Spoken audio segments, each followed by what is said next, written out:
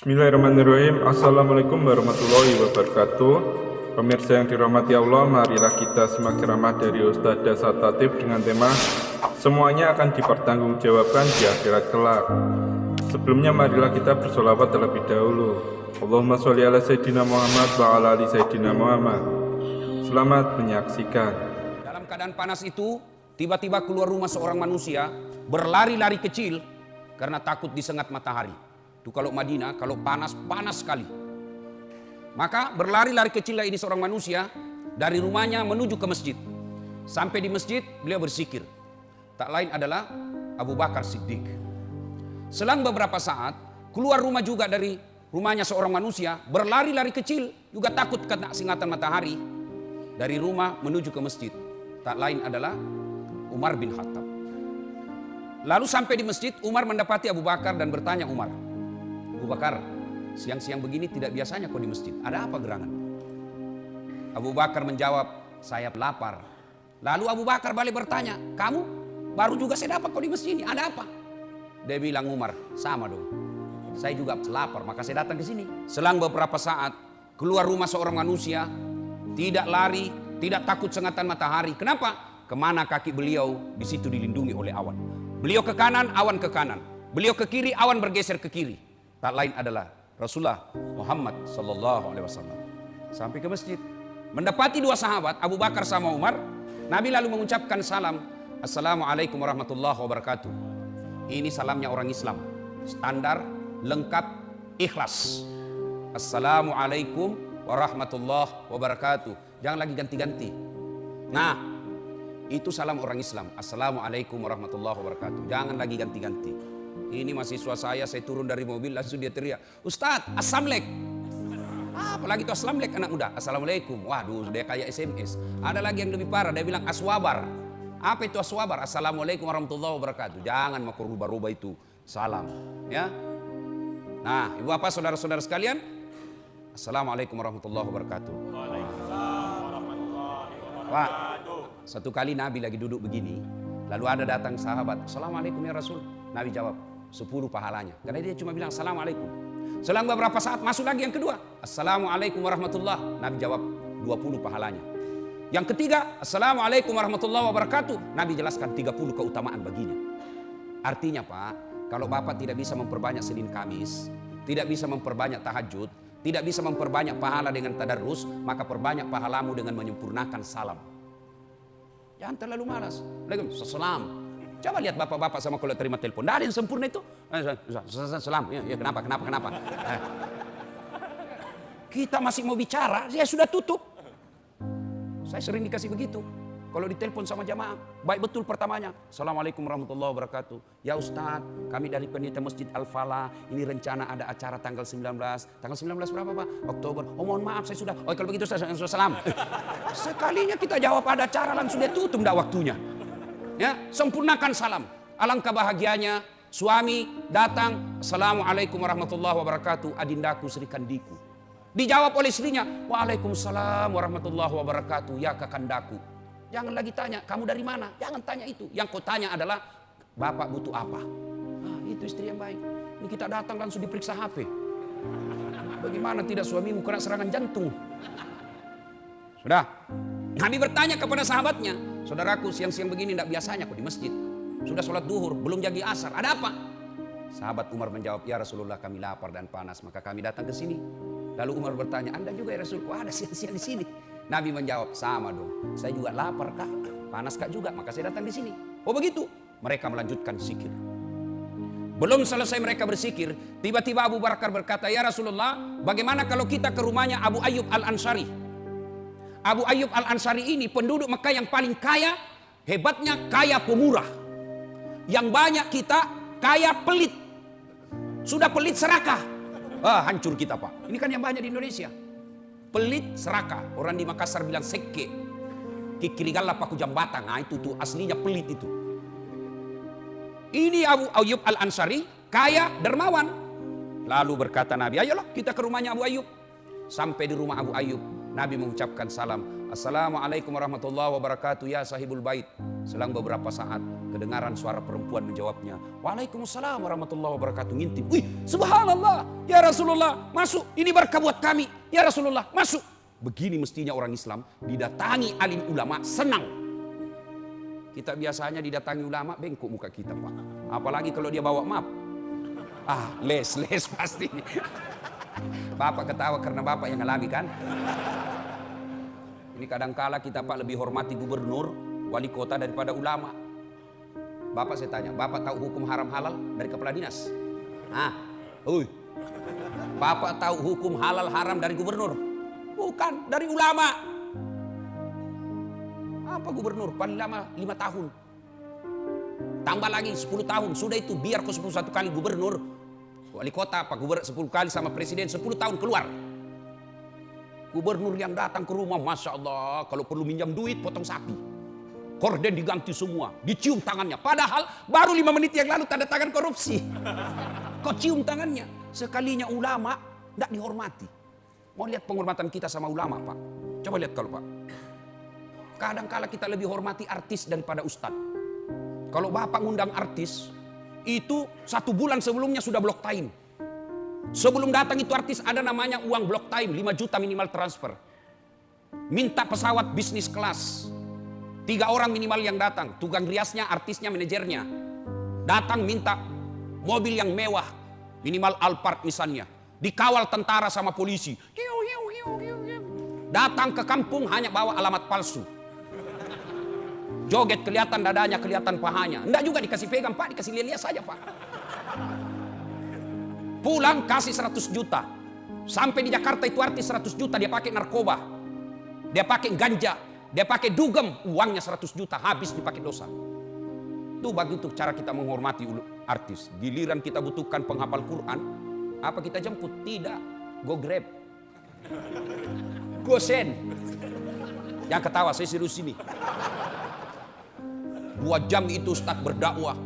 Barasanjilah dia baca, salawatlah, didoakanlah kita. Sampai basah semua ketiknya karena kepanasan. Sallallahu alaihi Muhammad. Begitu mau pulang Bapak kasih berapa? 50.000. Dikucuk-kucuk lagi. Tapi Ustadz, apa kok kucuk? Ini bukan uang korupsi. Meskipun sedikit kasih amplop. Muliakan itu ulama. Tidak usah kau muliakan dasar latifnya. Tidak usah kau muliakan manusianya. Tapi muliakan ilmu yang disebarkan kepada kalian. Yang saya akan sampaikan ini kita baca kitab berapa kitab. Anggaplah Bapak bisa beli kitab, belum tentu Bapak punya waktu untuk membacanya. Bapak punya waktu untuk membacanya, belum tentu Bapak paham apa yang Bapak baca. Datang ulama, dia rangkum semua ilmu yang kitab yang dia sudah baca. Dia ceramahkan dalam 1 jam, ketawa-ketawa pula. Kita enak memahaminya, pulang seadanya. Bagaimana ilmu yang mau berkah? Kalau kita mau ketemu pejabat pakai baju baru. Nah sudah, ringkas kisah, datang Abu Ayyub. Begitu Abu Ayyub melihat Nabi dan Abu Bakar, gembira betul Abu Ayyub. Ya Rasulullah berkah, kami didatangi manusia pilihan. Ya Rasulullah ada apa gerangan? Abu Bakar berkata, kami lapar bos. Kamu kan orang kaya, maka kami datang pasti enak makan di sini. Gembira Abu Ayyub. Ya Rasulullah tunggu sebentar. Abu Ayyub datang ke kebunnya. Dia ambil pohon kurma Pak, dia ambil dengan pohon-pohonnya. Dia bawa dengan pohonnya. Nabi berkata, Abu Ayyub, kita cuma mau buahnya. Kenapa kau bawa pohonnya? Ya Rasulullah, kalau saya cuma bawa buahnya, saya tidak tahu mana yang Anda suka. Kalau saya bawa dengan pohon-pohonnya, ada semua di sini. Mau yang mengkal, mau yang tua, mau yang setengah matang, ada semua. Silahkan Anda nikmati. Masya Allah. Tidak cukup sampai di situ. Abu Ayyub mengambil kambingnya yang paling bagus, lalu disembelih. Yang paling bagus. Biasanya kita bersedekah Pak, yang paling jelek. Nak, apa Mak? Itu ada kue di kulkas, kau bawakan itu Pak Ustadz daripada basi. Nanti mau basi baru dia Pak Ustadz. Ini Abu Ayyub, dia ambil kambing yang paling baik, dia sembelih. Lalu dihidangkan kepada Nabi. Nabi pun mengkonsumsinya. Begitu Nabi memakannya, tiba-tiba Nabi mengambil, berkata kepada Abu Ayyub, Abu Ayyub pinjam dulu piringmu. Kenapa? Tolong kau bawakan anakku Fatimah. Sudah lama saya tidak makan enak seperti ini. Bawakan anakku ke rumahnya. Masya Allah. Kira-kira masih ada suami seperti ini? Makan enak, ingat anak dan istri di rumah. Hai. Yang banyak Pak. Makan enak di warung, pulang di rumah pura-pura lapar. Masya Allah. Dibawa. Lalu Nabi mengkonsumsi. Dimakannya lah daging itu, kurma, lalu roti. Selang beberapa saat Nabi mengambil seluruh sampel makanan lalu diangkat tangan. Kira-kira seperti inilah. Daging, kurma, roti. Lalu Nabi berkata, saudara-saudara sekalian, ketahuilah tadi kita keluar rumah dalam perut kosong. Tadi kita keluar rumah dalam keadaan lapar. Alhamdulillah dengan izin Allah kita sudah kenyang. Lalu Nabi mengucapkan sampai 3 kali. Ketahuilah saudara-saudara sekalian. Ketahuilah saudara-saudara sekalian. Tidak setetes pun, tidak sesuap pun yang masuk ke dalam perutmu, lewat di tenggorokanmu, yang lepas dari tanggung jawabmu di akhirat kelak. Semua yang masuk di mulutmu ini, kau akan pertanggungjawabkan di akhirat kelak. Lalu Nabi mengucapkan ayat Bismillahirrahmanirrahim. Al-yawma nahtimu ala afwahihim wa tukallimuna aydihim wa tashhadu arjuluhum bima kanu yaksibun. Sadaqallahul adzim. Apa hikmah dari kisah ini? 1, ternyata dalam rumah tangga tidak ada orang yang tidak ada masalahnya. Rasulullah, kekasih Allah, yang Allah jelaskan, andai bukan karena engkau Muhammad, saya tidak ciptakan dunia dan isinya. Nabi kalau berdoa pasti dikasih. Kekasih Allah, manusia paling mulia, tidak ada dosanya, ibadahnya luar biasa. Apa tidak ada masalah dalam rumah tangganya? Dari informasi kisah tadi, Nabi pun dalam struktur ekonomi keuangan rumah tangga, beliau pun lapar di rumahnya. Bagi kita, berarti tidak ada satupun manusia yang tidak ada masalahnya. Nih, saya lihat ini, semua muka-muka penuh masalah sebenarnya. Ayo, coba, semua orang punya masalah. Tidak ada orang tidak punya masalah dalam rumah tangga. Contoh kecil, Bapak, kalau istri cantik, Bapak kira kalau istri cantik bukan masalah? Wah, digoda orang, Pak. Apalagi kalau suaminya jelek. Lebih masalah lagi.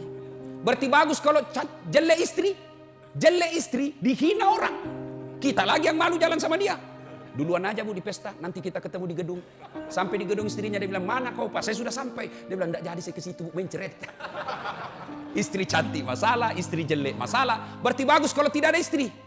Tidak ada istri juga masalah, kesepian. Berarti bagus kalau banyak istri. Oh, lebih masalah lagi. Di teleponnya kau kawanmu dari kantor, ini ada istrimu, istri pertama sama istri kedua, tarik rambut, terima gaji. Ada istri masalah, tidak ada istri masalah. Dulu sebelum pilcaleg, banyak orang punya masalah. Apa masalahnya? Mau terpilih.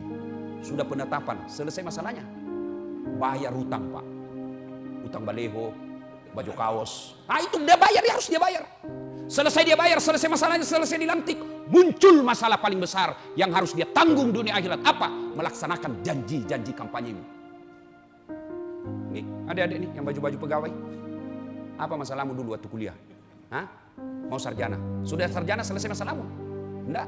Mau kerja. Sudah kerja pegawai, sudah selesai masalahmu? Enggak. Mau jadi kepala bagian. Sudah jadi kepala bagian, selesai masalahmu? Belum. Mau jadi kepala dinas. Sudah jadi kepala dinas, selesai masalahnya? Enggak. Mau jadi sekda. Sudah jadi sekda, selesai masalahnya? Tidak. Mau jadi bupati. Sudah jadi bupati, selesai masalahnya? Belum. Mau 2 periode. Tidak ada orang tidak ada masalah, Pak. Semua orang punya masalah. Dulu adik-adik, masalah kita sebelum menikah. Apa masalah kita? Jatuh cinta sama cewek. Kita mau sekali sama dia, dia pun mau sama kita. Tapi mau muntah lihat kita. Iya kan? Ada semua masalah. Sudah diterima. Dia senang sama kita. Apa selesai masalah? Tidak. Melamar. Masalahnya apa? Terima atau tidak? Sudah diterima lamaran, selesai masalahnya. Kalau dia perempuan Bugis, uang panai. Yang dibawa itu sampai ratusan juta. Ada yang baru-baru sampai 2 miliar. Coba. Selesai, anggaplah dia bayar itu uang panainya. Selesai masalahnya? Tidak. Bayar hutang pengantin. Ngambil kredit di bank. Bayar itu. Selesai itu, apa selesai masalahnya? Masalah muncul, mau punya rumah. Sudah punya rumah, selesai masalahnya? Belum. Mau punya anak. Sudah punya anak, selesai masalahnya? Tidak. Mau anak laki-laki, 1 perempuan, 1 laki-laki. 2 pasang. Sudah itu, apa? Masalah muncul apa? Masalahnya muncul apa? Langsung jelek lagi dilihat istrinya. Semua orang punya masalah, Pak. Dalam pekerjaan pasti ada masalah. Dalam rumah tangga pasti ada masalah. Yang jadi masalah bukan masalah itu.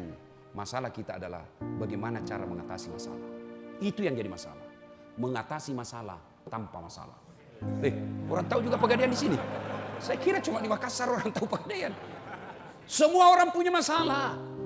Belajar dari kisah tadi, Rasulullah dan sahabat begitu ada masalahnya, takarruf ilallah, dekatkan diri kepada Allah dengan cara apa? Dia langkahkan kaki beliau ke masjid. Berarti jika ada masalahmu, yuk datang ke masjid, ngadu kepada Allah. Cuma kalau kita ada masalah, enggak ngadu kepada Allah. Ngadunya kemana? Ke medsos. Bertengkar istrinya, update status. Tidak kusangka kau begini.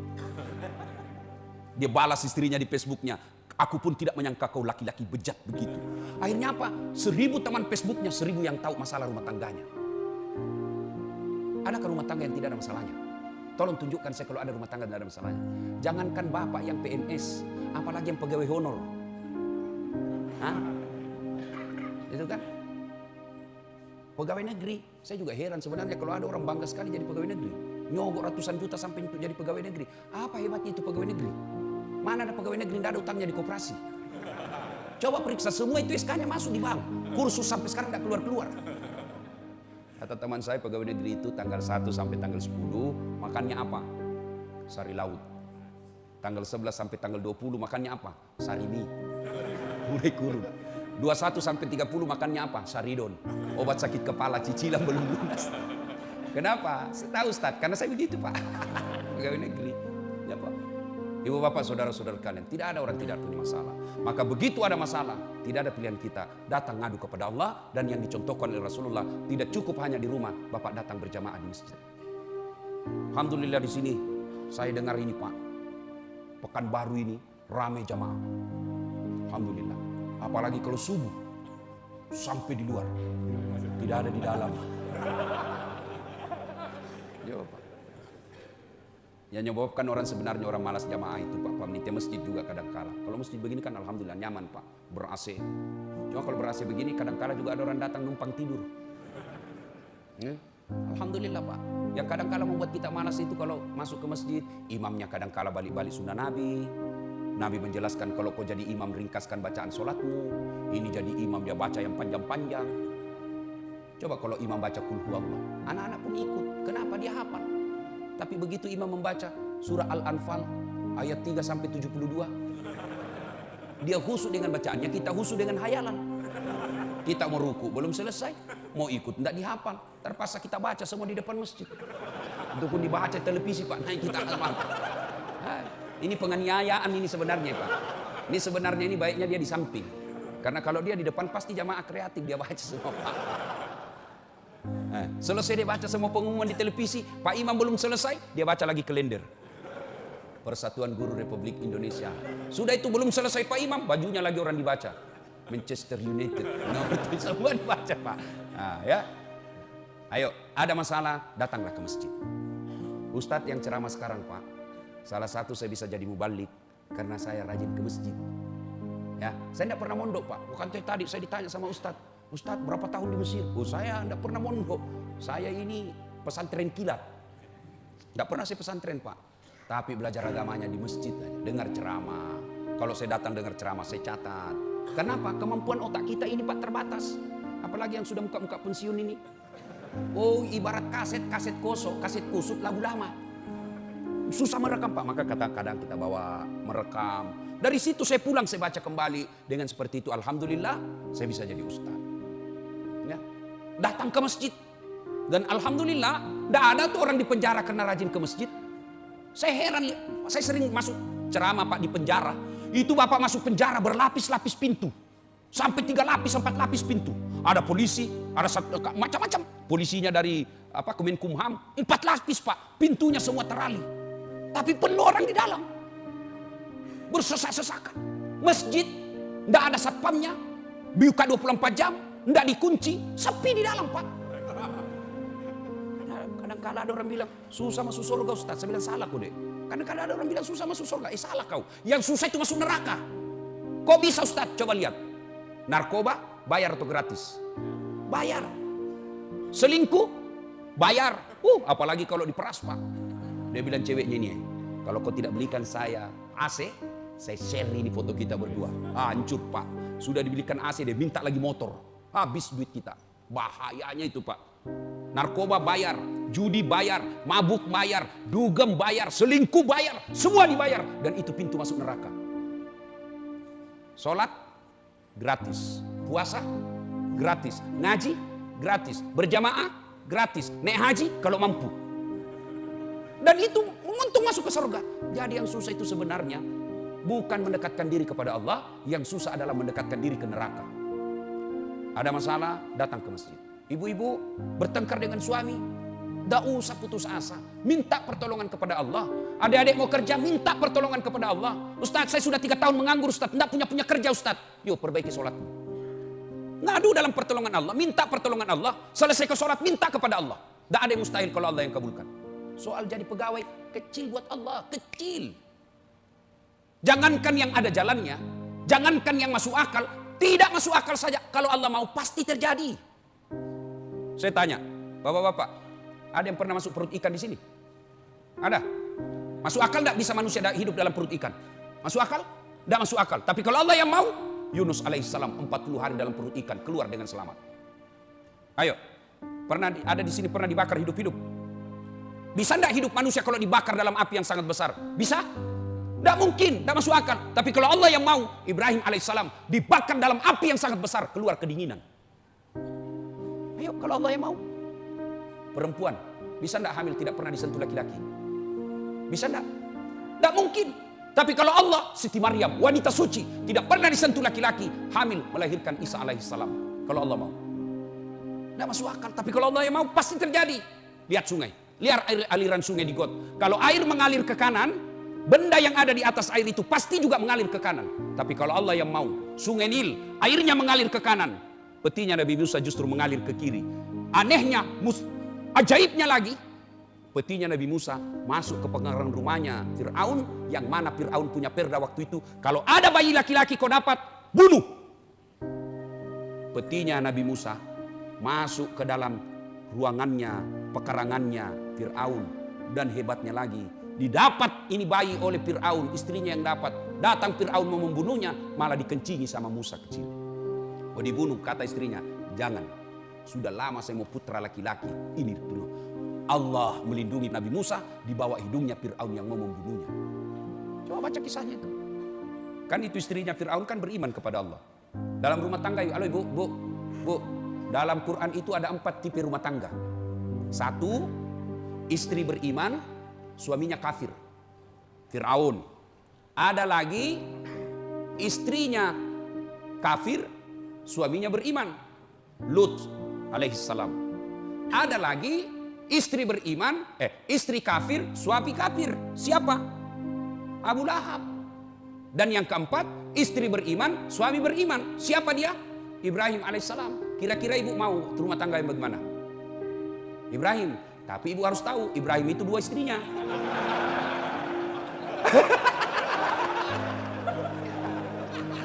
Langsung dia bilang gini, bu, sudah Ustaz, tidak usah Ibrahim, Fir'aun saja. Bapak saudara-saudara sekalian. Nah, hikmah pertama, tidak ada manusia yang tidak ada masalah. Ketika Bapak ada masalah, dekatkan diri kepada Allah. Cara mendekatkan diri kepada Allah, datang ke masjid, sholat. Sholat, Pak. Saya bisa cerita begini, saya alami. Saya bukan mau takabur. Ini supaya kita yakin saja. Zaman saya SMA dulu, penderitaan saya. Sampai kuliah, saya pernah jadi cleaning service. Membersihkan 4 travel. Ada travel di Makassar waktu itu paling terkenal. Saya mendaftar sebagai cleaning service, membersihkan toilet 4 1 hari. Lalu saya bilang sama yang punya itu, koordinator kebersihan, Daeng, tidak usah gaji saya. Cukup kalau ada undian umroh, kasih masuk namaku. Mudah-mudahan saya bisa umroh gratis. Sampai tutup itu kantor, Pak, tidak dapat. Saya pernah menjadi loper koran yang membawa harian Fajar, koran terbesar di Indonesia Timur. Saya pakai sepeda selesai sholat subuh, sepeda saya BMX. Dicuri lagi sepedaku. Sampai sekarang saya tidak tahu siapa itu yang curi, kurang ajar. Saya pernah menjadi pegawai catering, orang bau-bau, namanya Bapak Reza. Saya bilang sama Bapak Reza, saya yang bawa semua makanannya, tidak usah gaji saya, cukup kasih makan saya dengan adekku 2 kali 1 hari. Saya bawa semua cateringnya, rantangnya itu ke Jalan Ahmad Yani. Yang saya ingat sekali itu Bang Danamon waktu itu. Security-nya sangar. Setiap saya bilang, kau bikin kotor-kotor, kau lewat samping. Saya lewat samping. Sekarang saya jadi ustaz. Saya pergi ceramah, dia masih jadi security. Coba, saya sering rasakan itu Pak. Dari kampung saya namanya Desa Bungi ke Makassar, itu 216 km. Naik mobil waktu itu kalau bayar full 5.000. Tapi karena saya bayar setengah, kadang-kala 1.500, berdiri. Yang paling setengah mati kalau malam, 6 jam kita berdiri, ngantuk Pak. Kadang-kala kita jatuh. Untung kalau ada orang kasihan sama kita, kok duduk di sini deh. Saya sering rasakan itu ke rumahnya teman atau keluarga. Dia sinis mukanya lihat kita, datang saja itu cari pembeli ongkos mobil. Rasakan itu. Dan saya pernah rasakan, saya keluar dari kuliah, itu kalau saya mengajar, saya ingat terus itu ruangan itu, 207, PIS 3, lantai 2 Unhas, Sospol. Saya keluar dari ruangan itu, dia tunjuk saya temanku, Dasat, enggak malu kok itu, bajumu rombengan. Tahu rombengan Pak? Baju dalam karung, yang baju-baju bekas dulu itu yang terkenal, dibeli, kalau di Matahari 100.000 satu, ini 100.000 7 masih bisa ditawar. Itu enggak malu-malu kau cakar semua bajumu. Saya tidak marah, saya hanya berdoa kepada Allah, ya Allah, berikan saya umur yang panjang supaya saya bisa berbuat baik sama orang ini. Saya pernah menjadi tukang cuci keluarga-keluarga saya. Saya datang sama keluarga saya, enggak usah kau gaji tukang cuci, saya cucikan, kau terserah kau mau bayar saya berapa. Tapi saya selalu yakin, tidak ada manusia yang tidak ada masalahnya. Selama baik ini ibadahku, insya Allah ini hanya sesaat ini penderitaanku. Perbaiki sholat saya, perbaiki berjamaah saya, perbaiki sholat sunnah saya. Dengan izin Allah, alhamdulillah. Itu kawan saya yang pernah hina saya bilang baju cakar, sudah tahun ke-8 Ramadan kemarin saya kasih zakat. Dulu saya jadi cleaning service supaya bisa umroh, sekarang saya bisa punya umroh, punya travel sendiri, saya bisa umroh kapan saja saya mau. Kalau saya dulu jalan kaki, alhamdulillah, sekarang saya punya kereta mobil, beberapa unit yang saya pakai sekarang di Makassar operasional saya, belum ada 10 mobil seperti itu di Makassar. Dengan izin Allah. Ini gelar saya yang terlalu banyak. Kan tidak masuk akal itu bos. Kadang ada orang bilang, nipu-nipu saja itu Ustaz. Saya kasih lihat kok sertifikatku, ijazahku kalau kau tidak percaya. Gimana ceritanya? Bersamaan waktunya, saya S2 bersamaan waktunya, S3 bersamaan waktunya, satu luar negeri, satu dalam negeri. Dan itu bisa selesai. Gimana caranya? Begitu pening otak saya ngadu kepada Allah. Sholat, tidak ada yang tidak masuk akal kalau Allah mau. Perbaiki saja sholat. Ini anak muda nih, masih di muda kau. Kau perbaiki sholatmu, Allah yang ngangkat kau derajatmu. Kecil buat Allah kasih jadi kau kepala dinas. Kecil buat Allah kasih jadi kau wali kota. Yang penting dekati Allah. Saya bukan mau takabur. Bicara soal politik, saya pernah tercatat dalam lembaga negara. Calon wali kota Makassar 2013. 10 pasang calon. Kalah. Tidak, cuma yang menang lebih banyak suaranya. 2002 saya Pak. 10 pasang calon. 2 bulan 19 hari sosialisasi. Orang bilang andai masih ditambah 1 bulan menang berdiri itu Ustaz. Dengan izin Allah. Bapak-bapak ini yang pegawai negeri, tidak usah kau cari muka sama wali kotamu. Capek kau cari muka. Ganti lagi wali kota, cari muka lagi. Ganti lagi, cari muka lagi. Kau sudah punya muka, ngapain kau cari-cari? Ngadu aja kepada Allah. Nih bapak polisi, tidak usah cari muka sama komandan. Bapak cari muka sama manusia, disuruh kerja 10 disuruh kerja, 9 yang benar, 1 yang salah, yang 1 dipersoalkan. Dongo ini, kenapa dia lupa yang 9 baik? Tapi kalau bapak ngadu kepada Allah, kecil bolak-balikkan hati manusia itu. Maka begitu ada masalah ibu, rumah tanggamu berantakan, ngadu kepada Allah. Kau bangun salat tengah malam, ya Allah, tidak mungkin aku bisa mengawasi suamiku. Engkau yang mengawasi suami saya, engkau yang membolak-balikkan hati suami saya. Pelihara suamiku, lindungi dirinya dari wanita-wanita jahat. Laksanakan sholat tahajud. Ini curhatnya di mana? Berdoanya di Facebook. Sibuknya itu Tuhan mau baca statusmu. Sedikit-dikit update status, ya Allah lindungi suamiku. 1 jam kemudian, ya Allah murahkan rezeki suamiku. Tapi bukan di atas sajadah, di mana? Di Facebook. Sibuk betul Tuhanmu mau baca statusmu. Yang ketawa saya serius ini. Ayo ngadu kepada Allah. Coba angkat tangan yang ada masalahnya. Nah itu bapak apa masalahnya Pak di belakang? Mau kawin lagi? Ini masalahnya laki-laki di umumnya mau kawin lagi takut sama istri. Semua kita punya masalah Pak. Berarti bukan masalah itu. Bapak kira Ustadz tidak ada masalahnya? Dalam dakwah saja kita kadang-kala dihina. Capek, belum apa-apa, disuruh lagi lambut ceramah, tidak dihargai perasaannya kita. Kadang-kala kita seolah-olah dikasih seperti gembel pengamen. Nanya, bagaimana kalau begini, berapa honornya Pak? Bolehkah datang Bapak sehari 5 kali ceramah dengan honor yang sama? Kok kira itu enak perasaan kita, kok kasih tahu begitu? Semua orang punya masalah.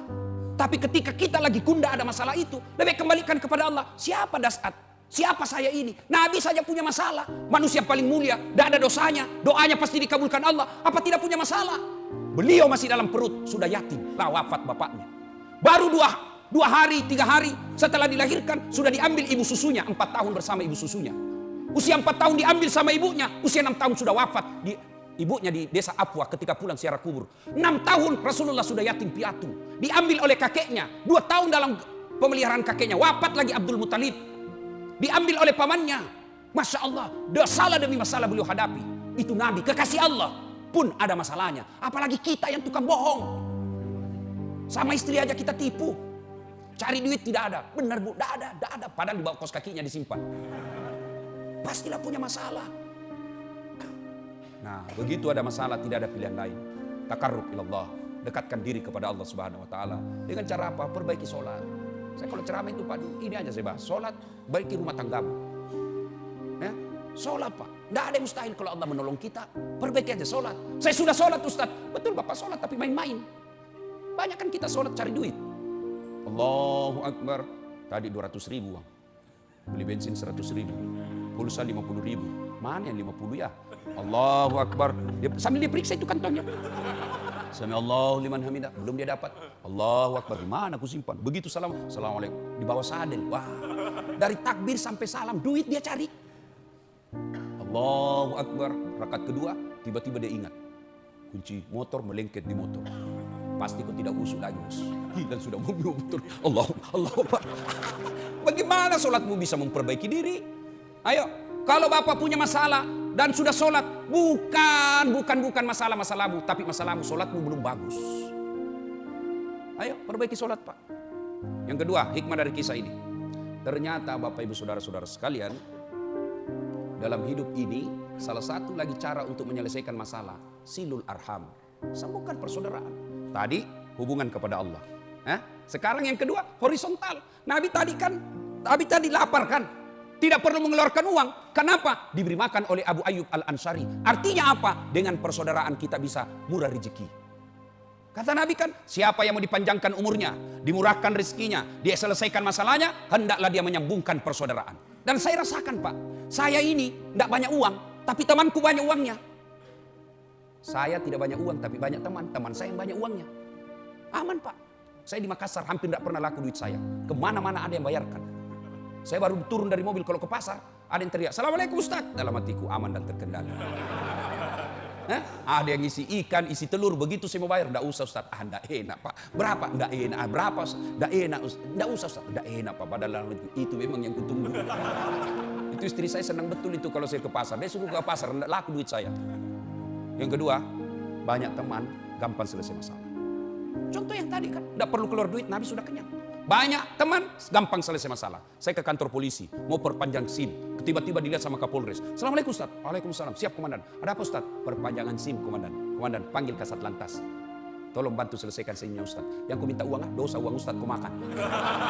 Selesai masalah. Iya Pak. Ayo. Maka goblok orang yang tidak mau menyambungkan persaudaraan. Ini yang kadang-kala memutuskan persaudaraan kita di masjid ini apa? Perbedaan mazhab. Sama nabinya, sama sahadatnya, sama sholat rakaatnya, sholat duhurnya, sama puasanya, sama rukun imannya, sama rukun Islamnya. Hanya karena berbeda mazhab dalam soal fikih, mereka saling mengkafirkan. Bikin kelompok pengajian tidak mau ikuti kalau bukan ustadznya. Saya ditanya, Ustadz apa? Saya Islam. Nabiku Muhammad SAW, sahadatku 2 kalimat syahadat. Kalau berbeda pendapat silakan, tapi jangan kau kafirkan orang. Hanya karena berbeda kita takbir. Ada yang begini, ada yang begini, silakan. Kita berbeda pendapat boleh dalam Islam. Yang salah ketika Anda mengkafirkan orang yang berbeda pendapat dengan kalian.